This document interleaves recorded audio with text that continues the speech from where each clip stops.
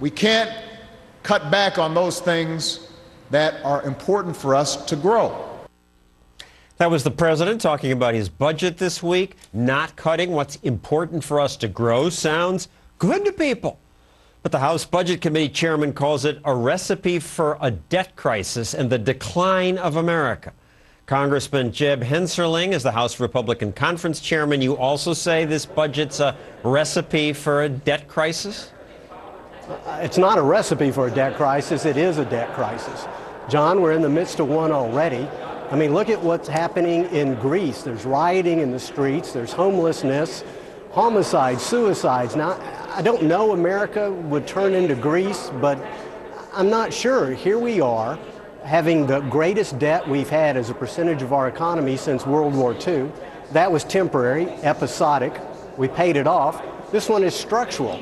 And under the president's budget, it continues to grow. And you know, John, at some point, you got to quit spending money you don't have. We're borrowing roughly 40 cents on the dollar, much of it from the Chinese, sending the bill to our children and grandchildren.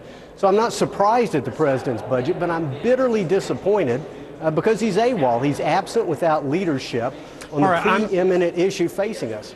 I'm bitterly disappointed, too. But, you know, you Republicans don't have a great track record. The Bush administration started the big spending. What would you cut? Well, what wouldn't I cut? I would put everything on the table. Number one, I've introduced a spending limit amendment to the Constitution so that spending would be held at its traditional level of 20% of GDP. The main thing is, John, as you probably know, you don't actually have to cut a penny. You just have to restrain the growth of spending so that the federal budget doesn't outgrow the ability of the family budget's ability to pay for it. All right, we're in agreement. You just have to slow the growth, but you can't just do that because there are more old people and they will need more Medicare money. You have to get rid of some stuff. So how about some specifics here? What would you get rid of? How about some whole departments, the education department, energy, commerce? Well, listen, particularly as a father of an 8-year-old and a 9-year-old, I've yet to figure out what the Department of Education in Washington has done to help my children. But here's the most important point. So you would be happy to just eliminate it? $100 billion bucks. For me, personally, I would. I'm not speaking for the entirety of the Republican conference or anybody else, but you could get rid of the entire discretionary budget of the United States government and you wouldn't solve the crisis. And that's why in our budget, the Republican budget, led by Congressman Paul Ryan of Wisconsin, we actually deal with the main drivers of our insolvency, but we deal with it on a bipartisan basis. You know, it's kind of ironic, John. The president has admitted that the main driver of our insolvency is Medicare, Medicaid, health care. In fact, he said nothing else comes close, but he doesn't address it. And so we just think that you can't engage in intergenerational theft. We can't be putting this problem off to future generations. We have to deal with it now. So, you know, the Department of Education, I hate to say it's nickel and dime, but compared to dealing with health care and retirement security, it is nickel and dime. That's true. But I can see why the president and most of you congressmen don't want to touch it. I remember what happened 25 years back when the head of the Ways and Means Committee tried to propose co-pays for seniors.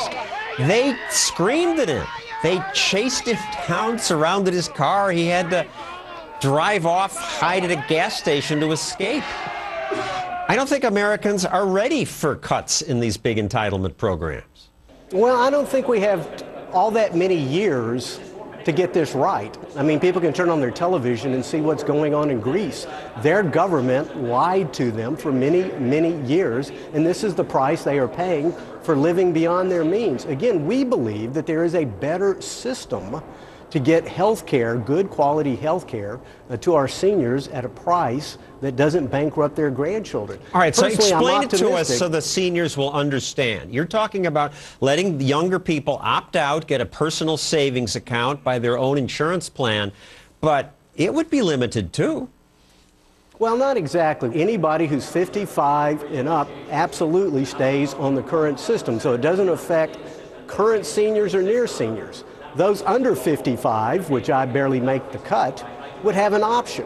to stay on traditional Medicare or receive a premium support so that we could go out in a competitive marketplace, something we don't have today, and decide on the health care plan that's right for us and our families.